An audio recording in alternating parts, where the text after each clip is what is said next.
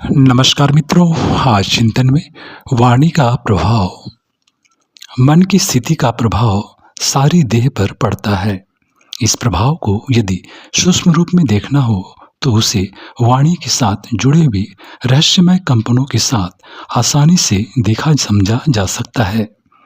सूक्ष्म बुद्धि और प्रखर आत्मचेतना की कसौटी पर कसने की क्षमता विकसित कर ली जाए तो किसी की भी वाणी सुनकर उसके साथ जुड़े प्रभाव एवं व्यक्तित्व को आसानी से समझा जा सकता है। वाणी में जानकारी का ही आदान प्रदान नहीं होता, व्यक्तित्वों की विशेषताओं का भी परस्पर परिवर्तन होता है। सद्भाव संपन्न व्यक्ति भले ही किसी को उपदेश न दे, उनकी साधारण शब्दोच्चारण में भी जो मिठास, सौजन्य और सदुद्देश्य घुला रहता है, वह ऐसा हृदय स्पर्शी होता है कि सुनने वाले उससे बहुत कुछ प्राप्त करते रहते हैं। और वह ऐसा होता है जिससे उद्वेगों के समाधान में भारी योगदान मिल सके। यूं उत्कृष्ट स्तर के व्यक्तित्व बिना वाणी के भी अपने समीपवर्ती क्षेत्र को प्रभावित करते हैं।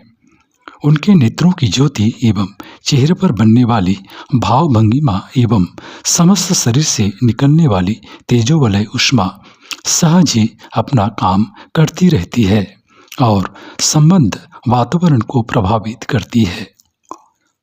इस प्रभावशीलता का अधिक प्रसारण वाणी द्वारा होता है। सद्भाव संपन्न वाणी जिनके लिए बोली गई है उन्हीं पर नहीं वरन विराट ब्रह्मांड में सुविस्तृत होकर अपना प्रभाव जड़ चेतन पर छोड़ती है। इस दृष्टि से गंभीरतापूर्वक विचार किया जाए तो प्रतीत होगा कि कोई प्रत्यक्षतः कुछ अधिक काम करते हुए न दिखाई पड़ने वाले व्यक्ति भी इस संसार में व्यापक क्षेत्र तक अपना प्रभाव छोड़ते हैं, और यदि वे सद्भाव संपन्न हैं तो वाणी मात्र से संसार की महती सेवा सहायता करते हैं। इसके विपरीत दुर्भाग्यग्रस्त मन अपने वाणी रूपी तीर कर्क से प्रहार करते हुए लोकमानस को शत विशत करता है और संसार को भारी हानि पहुंचाता है। पानी में फेंका हुआ एक ढेला हजारों लहरें उत्पन्न करता है।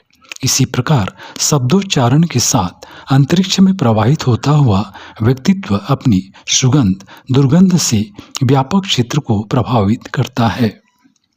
कटु कर्कश शब्दों के साथ जुड़ी हुई दुर्भावना सबसे पहली हानि वक्ता की ही करता है।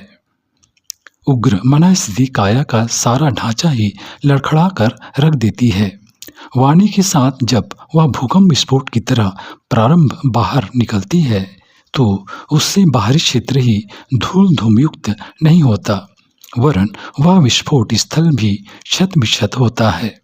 क्रोधी, ईर्ष्यालु, निंदक, छिद्रान्वेषी, निराश एवं पलायनवादी प्रकृति के मनुष्य दूसरों को भी चोट पहुंचाते हैं और खिन्न उद्विग्न करते हैं, पर सबसे अधिक हानि वे अपनी ही करते हैं।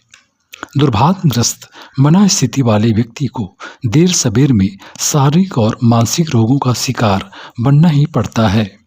कहना ना होगा कि व्यक्ति अपने और अपने समीपवर्ती लोगों के लिए अभिशाप ही सिद्ध होता है। पिछड़े वर्गों की उनकी अपनी त्रुटियों में गंदगी और व्यसनग्रस्तता को मुख्य माना जाता है, पर यदि गहराई से विचार किया जाए तो प्रतीत होगा कि गाली गलौज, कलह, तिरस्कार, असभ्य और अस्त व्यस्त शब्दोच्चारण भी उन्हें गई गुजरी स्थिति में डाले रहने के लिए कम जिम्मेदार नहीं है। बालकों पर पारिवारिक वार्तालाप असाधारण प्रभाव डालता है और उन परिवारों की पीढ़ियां उसी स्तर की ढलती चली जाती हैं। दूरदर्शी लोग व्यक्ति के विकास की विधि बताते हुए प्रथम चरण वाणी के परिष्कार को बताते हैं। सभ्यता और संस्कृति का प्रथम सोपान शिष्ट, सौम्य, संतुलित और सद्भाव संपन्न वाणी के उच्चारण से ही आरंभ होता है। असंबद्ध और असंतुलित वचन बोलने वाले कभी सम्मानास्पद नहीं बन सकते। उन्हें ओछा, पिछड़ा और अनुत्तरदायी ही कहा जाता रहेगा। मना स्थिति का चुंबकत्व वाणी द्वारा अपना प्रभाव बाहरी क्षेत्र पर छोड़ता है और अपने स्तर के व्यक्ति तथा वातावरण को समेटकर सहज ही इर्द गिर्द जमा करता रहता है। कटुभाषी की आंतरिक दक्षता कभी भी उसे सरस और उल्लास भरे जीवन का आनंद नहीं लेने देती। दुर्भावनाओं की प्रतिक्रिया विरोध, विग्रह, निंदा, असहयोग एवं अविश्वास आदि के रूप में भी सामने आ सकती है और उनके कारण प्रगति पथ में पग पग पर अवरोध उत्पन्न हो सकते हैं। उपनिषद के ऋषि ने पर ब्रह्म के सम्मुख अपनी अति महत्वपूर्ण आकांक्षा व्यक्त करते हुए कहा है, जीवा में मधुमन्नात्मा मेरी वाणी मिठास से भरी हुई हो।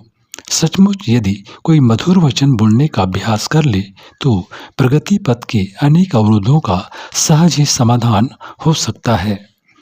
प्रशंसा परक और उत्साहवर्धक शब्द बोलकर यदि किसी में नवजीवन संचार किया जा सके तो निस्संदेह यह सहायता बड़े से बड़े धन सहयोग की अपेक्षा कहीं अधिक मूल्यवान सिद्ध हो सकती है। खोए हुए आत्मविश्वास को यदि जगाया, जमाया और बढ़ाया जा सके तो इससे बढ़कर और कोई उपलब्धि नहीं हो सकती। सद्भाव संपन्न व्यक्ति अपने स्तर के अनुरूप ऐसे ही परामर्श देते हैं जिन्हें यदि आंशिक रूप से भी समझा अपनाया जा सके तो उत्कर्ष की दिशा में तेजी से बढ़ा जा सकता है। ऋग्वेद में एक आर्ष वचन आता है जिसमें कहा गया है कि वाणी जहाँ वाणी छान कर बोली जाती है वहाँ विभूतियाँ दौड़ती चली आती हैं। जहाँ शहद रहता है वहाँ मक्खियाँ सहज ही खींचती चली आती हैं। वाणी का यह प्रभाव होना ही चाहिए कि उच्चारणकर्ता के समीप सफलताओं का पर्वत इकट्ठा होता चला जाए। छानकर वाणी बोलने का अर्थ है सोच समझकर प्रभाव परिणाम पर विचार करते हुए विवेकपूर्वक सदुद्देश्य युक्त बोलना। वस्तुतः ऐसा बोलना ही सार्थक है।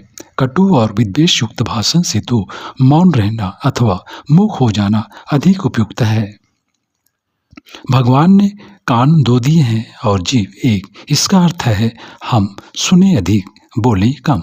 भावार्थ यह है कि चिंतन, मनन, स्वाध्याय और सत्संग के आधार पर सद्भावनाओं का समुचित संग्रह अपने भीतर जमा करें और उसमें से सार रूप में सर्वोत्कृष्ट प्रतीत हो उसी को जीवा पर आने दें।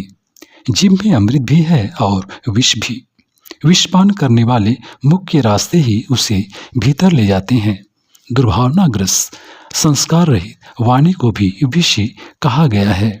वह प्रथम अनर्थ वक्ता का ही करती है, उसकी गरिमा का हनन करती है और दूसरों की दृष्टि से उसका सम्मान गिरा देती है। किंतु यदि अमृत वचन बोले जाएं तो उसमें वक्ता को अपने आप में उल्लास कुभार दिखता है और समीपवर्ती लोग उसका रसास्वादन करके तृप्त होते हैं। विवेक, तथ्य और दूरदृष्टि एवं सदुद्देश्य के सम्मिश्रण के साथ प्रयोग किए गए शब्दों को सरस्वती कहा गया है। जीवा पर सरस्वती विराजती है का अर्थ यह संकेत करता है कि सज्जनता का बहुत कुछ परिचय उनकी मधुमयी वाणी से प्राप्त होता है।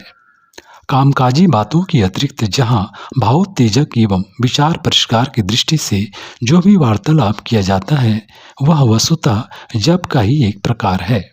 जप का उद्देश्य है अमुक शब्दावली को बार बार कहते रहने के फलस्वरूप मंत्र में सन्निहित विचारधारा को हृदयंगम करना, परिपक्व बनाना। मित्रों, धर्म ग्रंथों का पाठ, भक्ति गीतों का गायन इसी दृष्टि से किया जाता है। यह प्रयोजन समय समय पर विचार विनिमय अथवा परामर्श परक आदान प्रदान से भी संभव हो सकता है। अपने और दूसरों की सद्भावनाओं को उभारने वाला, सत्प्रवृत्तियों को विकसित करने वाला, शब्दोच्चार करने वाला व्यक्ति मौन साधना एवं जप उपासना का फल प्राप्त करता है। ऐसे अभिवचन उच्चारणकर्ता का भी कल्याण करते हैं। लोक मंगल का प्रयोजन भी उनसे बड़ी मात्रा में पूरा होता है।